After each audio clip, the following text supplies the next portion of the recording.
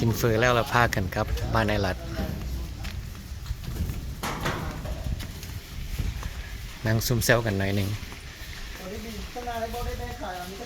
ไอรัดเพื่อนมาอยู่ลาวได้หลายปีแล้วเพื่อนว่ามากไหลมาระบบกลับเนาะ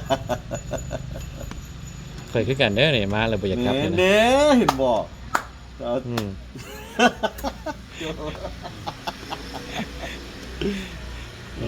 บกลับกับบ่ได้เนาะวันนี้มีลูกมีเมียถ่ายอยู่คนตัวมีภาระเด้บ่คือไอ้โจ้เด้โจ้บ่มีลูกมีเมียเด้ไอ้โจ้ไอ้รัดนี่สบายแล้วดีกันยังบ่มีลูกมีเมียซอกกับเมียอยู่นี่น่ะซอกนี่เนาะกำลังซอกอยู่เด้นี่เด้ไอ้รัดดาวฝากครัวมาให้สัมภาษณ์เจ้าเบิ่งอยู่พุ่นยามใดเบิ่งคลิปอันน่ะคนบ้านนอกยามใดเนาะเห็นแต่เจ้าแล้วดาวสั่งมาว่าให้ถามเจ้าน่ะอันได้คอมมิชชั่นจากอันน่ะคนบ้านนอกบ่โอ้บ่ได้นะคอมมิชชั่นหยังเอาเข้าคลิปตลอดนะเอาเป็นพระเอกตลอดบ่ได้หยังเฮ็ดม่วนเฮ็ดชื่นกันซื่อๆต่างซอยกันไปหั่นนะบ่เพิ่นก็ถามหยอกซื่อๆโอ้เมียข่อยก็ติ้งต้องเลยโอ้เมียเจ้าถามเมียเป็นผู้สั่งมาบางกี้นี่น่ะนี่เซตมาบางกี้นี่น่ะเราอันน่ะเห็นอยู่ในคลิปเนาะอันนั้นเราบอกคันได้โอกาสไปพบอันน่ะไอ้รัดใจดีเนาะอย่าลืมถามเราเด้อว่าได้อันน่ะคอมมิชชั่นบ่นำคลิปไหนคนมาถามอีกไอ้โจ้ไปนั่งอยู่ข้างหลังสร้างว่าเนาะมีแต่อ้ายเห็นเขาเจ้าได้เงินมีแต่อ้ายสิจะขึ้นเฮ็ดเองเฮ็ดนี่แล้วนี่น่ะเฮ็ดแม่ล่ะคนใกล้ตัวไม่ไผก็เฮ็ดกันหมดบัดนี้ไอ้ตุ้ยก็ไปเฮ็ดด้วยนำแต่มีกลุ่มล่ะเด้หมอคำก็เฮ็ดบ่แล้วก็มีแต่สิเจ้าแล้วสิไปเฮ็ดต่ออีกอ้าวเจ้าก็ต่อเห็นมีแต่ช่อง Facebook เนาะก็เอาช่อง YouTube นำล่ะดาวน่ะท่วงรถเจ้าพื้นรถเจ้านั้นเป็นหยังตอนนั้นทมิตเนาะเห็นนั่นน่ะไม้มันบ่แล้วมีคลิปนึงบ่ชื่อคลิปใดพื้นนั่นน่ะมันโปกเบิดมุนเบิดไปเฮ็ดได้ก็ออกไปลิ้นพักกันออกไปลิ้นเขตนอก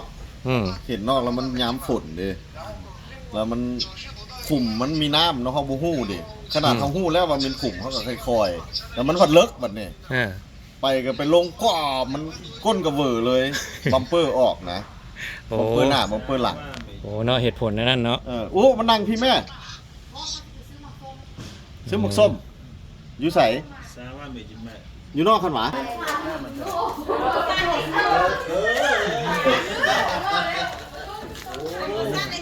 ให้ส่งเลยโอ้ตาไข่ก็เอิ้นชื่อโจ้อันนี้มันไม่อย่างมันโบเลยเด้อันนี้แบบกำลังจมอยู่หมักตุ่มมันมาเจอไปเบิ่งดูหั่นมีแต่สาวๆนี่เนาะไอ้โจ้เปิดโปรโมชั่นนะนี่เนาะบ่แล้วมือนี้เรายังบ่ได้เว้าหยังเท่าใดบ่ไอ้โจ้ยังบ่ได้เว้าหยังเดี๋ยวนี้น่ะตัวเซ็ตกินแล้ว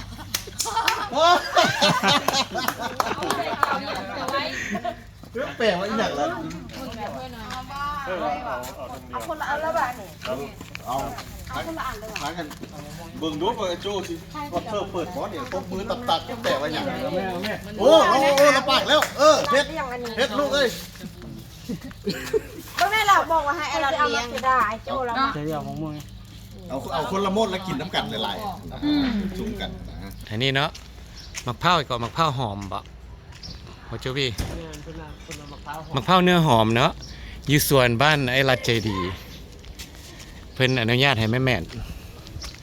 เดี๋ยวถ่ายให้ดูเจ้า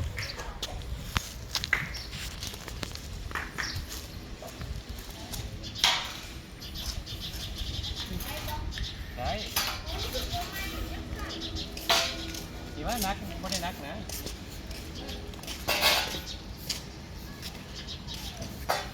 ได้ป่ะนักเราไม่ยิงแต่เฮาโบนักแล้วก็พาเอาเนาะเพื่อนน่ะ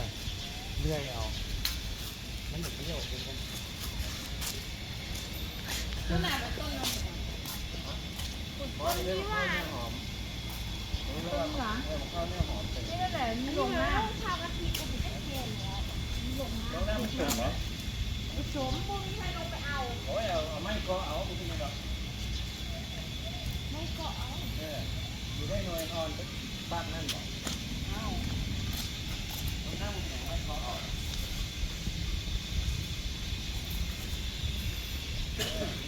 ผู้จักเลือกใบโชคหน่วยใหญ่ๆเห็นใช่หรอ แม่น มีได้ตัวมันจะดำไหมได้ มันทักเป็นอย่างนั้นจริง มันอ่อนที่อยู่ได้ตัวเนื้ออ่อน ๆ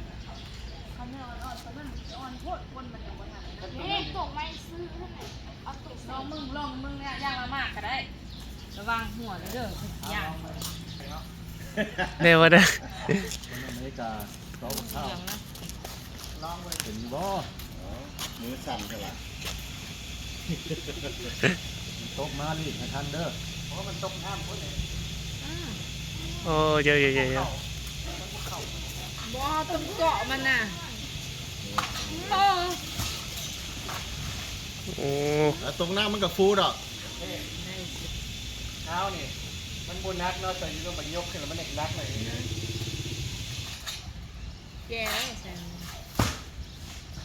เนี่ยเมื่อกี้จะเอาแซงนี่แหละแซงนั้นมันแก้แล้ว ไม่ได้ครับ ตัวนั้นแหละแม่น แล้วก็ข้าวมันแรงมาน้ำเล็กกันคือหัว แม่น มันเคยมีแล้วนะมันแรงมาน้ำเล็ก อู้เกือบ ตกไปแล้วลืมไปเลยเกี่ยวไปเลยคนมันก็หลายเนาะคนละหน่วย กองเสียนี่โอ้โอ้โอ้ เมื่อวานนี้อัน เอาดีๆได้ เกาะห้าจุ่มหาวเอาลงเป็นแสงเลย อู้ กินไหมกันมันลอกเลยหนึ่งเลยเนี่ย โอ้เอาเปลี่ยนคนขับคือแหงตกแล้วหัน มันเบยป้าไม่มันนะ เอาสองต้องเอาซาหน่วยประมาณ คนเท่าไหร่เออ เอาตู้ โอ้ ตัดมะพร้าวอ่อน โอเคเราทานแล้ว ต้นนี้เป็นมะพร้าวน้ำหอมและตัวนี้คือเขากินอยู่หันเสริมที่คือว่า เนี่ยพวกไหน คนเสีย เป็นมาเป็น ได้พวกไหน มันตำพี่วะ ตะกี้มันเตี้ยไหน เราเป็น ได้พวกไหน มันเดี๋ยวมันสิบปลายปีแล้วมันสัดขึ้นสัดขึ้น บ่ทำไมว่าน้องว่าอันมันเป็นตอนมันเตี้ยนี่วะ นี่มันคือเห็นมอเตี้ยคือพวกเรามาจนซุกขาต้นตอนนี้ แก่นะนั่นทองแซงมันแก่แล้วตุ้มบ้า จุ่ม มาแหงโต๊ะเนี่ยเปลี่ยนคนครับ มันไปเกาะงานใหญ่มันก็บ่ออก เห็นว่าไฟจอยเขาจะแห้งอยู่ แหงยุแต่มันแหงที่โต๊ะนะ ไหนๆมันก็ เอาสมมติเขามีซาวคน คนปกติ ไอ้โจ้อยากลองบ่ เนี่ยเห็นมอห่าง มาอยากลองบ่ โอเคเป็นคนครับ จัดเพื่อ นี่พอดีแสงนี่นะเขาจะเห็นในจอ ใช่ ผมว่ามันเป็นยังสบายครับ แล้วสีนี้เอาหน่วยใหญ่ดีเป็นอย่างหน่วยที่แดง อ่ะเป็นยังไง เมื่อยปะ โอเคอยู่เพราะบืน อ่ะ เนาะเอาหน่วยเกยเนาะ เอาฝีมือโจ้ระวังมันถึกหลังคาได้โจ้ มันตกถึงหลังคา ตกถึงหลังคามันฟงใส่ได้ระวังหน่อยหนึงอันมองนั้นบุถึกหรอมองนั้นโอเคมองนั้น ถึงหลังคาด้วยนี่ไม่ได้แต่งเงื่อนให้กันมันนี่ ดึงมารถยกรถ ไม่ได้แต่งเงื่อนให้คนมันนี่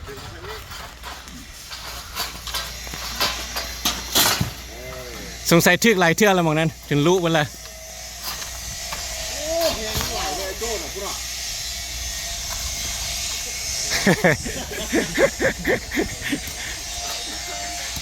คนบ้านนอกแม่นบางเผา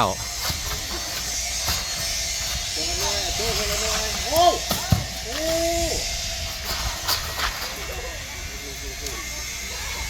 โมเมนต์ของลิ้นได้น่ะไว้ละโมเมนต์ของลิ้นได้น่ะไอ้โจ้นี่นะ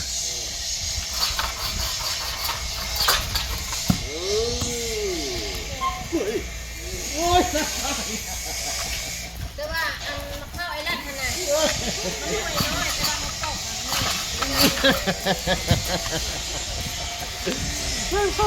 ขึ้นเป็นบาทลูกของไม่เห็นพอเหยียบขอโทษขอโทษขอโทษ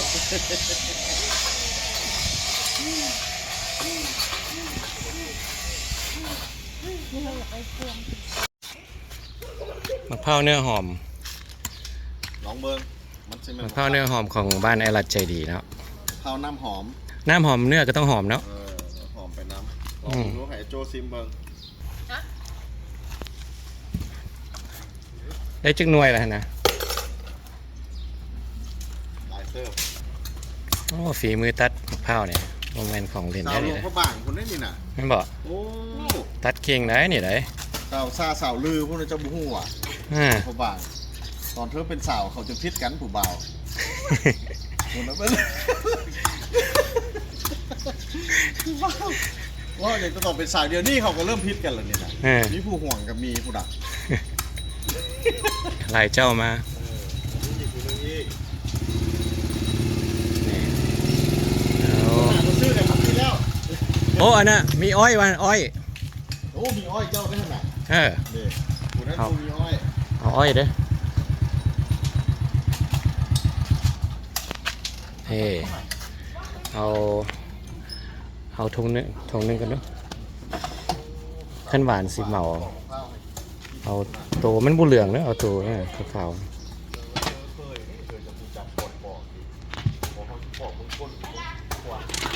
ยขายมะพร้าวน่าเคยขายน้ำมะพร้าว ๆทงเท่าไหร่เท่าไหร่ก็15,000ครับโอ้นึกว่าสิบ่ได้กินได้เลยนะเนอะขอซิมก่อนได้ทงหนึ่งแม่นขั้นแม่นระดูมันสิเอาไหลายต้องได้ซิมซะก่อนเดี๋ยวพี่น้องอ้อย มาดูยังอยู่หนองอ้ายก็มีเจ้านายยางไปริดบนบอก กับ โอเค ป่าน้ำมันเป็นบ้าน โอเคขอบใจเด้อ ติดแล้ววะ เด้เนาะได้จักหน่วยนี่ โอ้ยนี่แฮงเก ได้ด้วยบักหลายๆหน่วย20กว่าหน่วยพุ่นมาเนี่ย แกเอาไปขายตลาด ได้แล้วเบิดแล้วบ่เก็บเบิดแล้วบ่ ประมาณ30 คุณน่ะจะเบิ่ง โอ้30กว่าหน่วย ออกก้นให้อีกให้ตั้งได้จะเบิ่งไหม ฝีมือไทยเมึงล่วง ของเท่ได้นี่นะมันว่าอย่างแต่ว่าตอนเป็นสาวเขาญาติกัน อืม เดี๋ยวนี้เขาก็ยังมีคนห่วงอยู่ตาเขียวอยู่นะ ว่าตาเขียวใช่ไหม ตา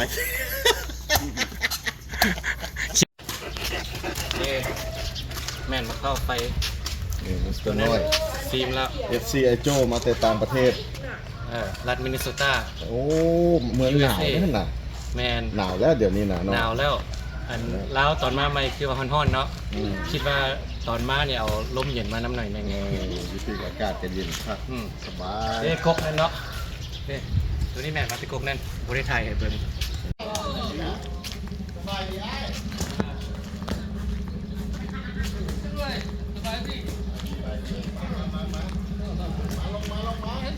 อารมณ์ดีมาข้าวให้เพิ่นกินมึงลูกอารมณ์ดี เห็นเจ้ากับเรากับคนบันดอกกับนางหน่อยพี่กินพิซซ่า เขาไป โอ้ยอยาเด้ มันตามหลังนะ โอ้ขอบใจกินบ่ได้ว่ากินมาได้กินมาอาจารย์กินได้บ่หวาน เห็นจุ๊ข่อยไปกินพิซซ่าว่ะ เห็นสองคนบันดอก เรื่องตาหลังอองก็ไป จุกมัวนี่แหละ กล้องกับโอ้ยอยู่นี่รอก็อยู่กล้องอันนี้กล้องไอ้โจ้ให้แนว เห็น เท่า ก็จริงรอก่อนเห็นก็จริงละรอก่อนนุ่มบ่ทุกคนน่ะจากคุณนุ่มยังได้เกาะคือว่าเด็กมีอายุนิดนึงเนาะตอนประจำกินพิซซ่าที่เลย เก่ง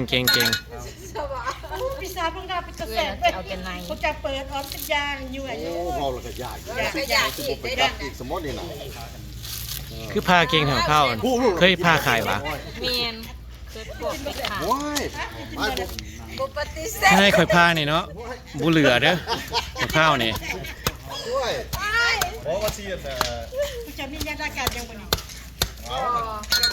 นี่เอิ้นกันมาซุ่มกินหลับข้าว ภาษากันตรงนี้ เราเรื่องเมืองไอ้ซิมาส่งเจ้าดอก บ่อยากอาดับเมื่อส่งอาจารย์เรื่องเมืองอื่นบันทิอาดับเมื่อส่งบ่อยาก สิได้เซฟเงินหน่อยนึง แล้วว่าเห็นพิซซ่าแล้วอยาก มาเลย ขอโทษ มือนั่นเรายาก ว่าใหม่ เมาเราเป็นไปดินน้องตี จะซื้อหยังก็ คือนุ่น นุ่นอันนี้เด้ข้าว ถามคอยบ้า อ้อยอืม อ้อย อืมขอบใจเด้ออ้อยนุ่นพามักพร้าวให้กิน ไว้เฉาะน้ำให้กิน เรามาจากต้นเนาะ เรียนแล้ว เรามาจากต้น โอเค คลิปนี้ก็ยาวเกินแล้วเนาะ ขอขอบใจที่ติดตาม แล้วพบกันในคลิปหน้าเด้อ